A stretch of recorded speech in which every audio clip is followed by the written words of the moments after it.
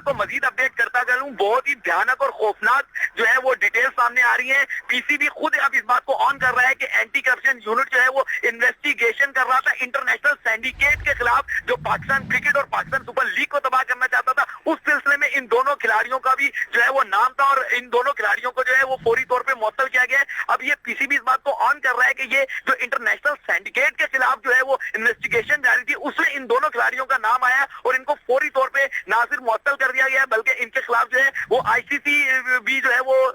جو ہے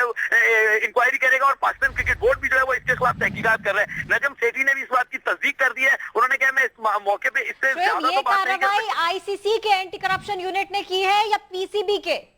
دیکھیں یہ مشترکہ کام ہے جو پاکستان کرکٹ بورڈ میں بھی اس بات کو تصدیق کر رہا ہے کہ اینٹی کرپشن کوڈ جو تھا اس میں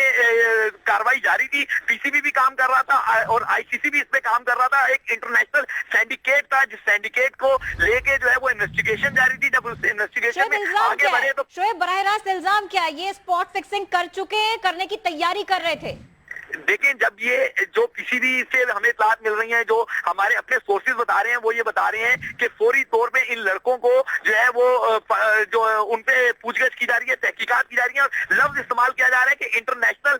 سینڈیکیٹ جو پاکستان کرکٹ اور پاکستان سپر لیگ کو تباہ کرنا چاہتا تھا کرپشن کر کے، کرپشن کا لفظ استعمال کیا جا رہا ہے، تو واضح ہو رہا ہے کہ یہ یقیناً کوئی اور گڑبڑ گھوٹالہ ہے۔ جیسے جیسے وقت گزرے گا مزید اپڈیٹ آتی رہیں گی۔ مسلسل وہاں سے ہمیں دبئی سے بھی اطلاعات موصول ہو رہی ہیں، ہم کرکٹ بورڈ سے بھی مسلسل رابطے میں ہیں اور ان فرنچائز کے بھی جو بڑے ہیں ان سے بھی ہم رابطے میں ہیں۔ تو بین الاقوامی گروہ تھا جو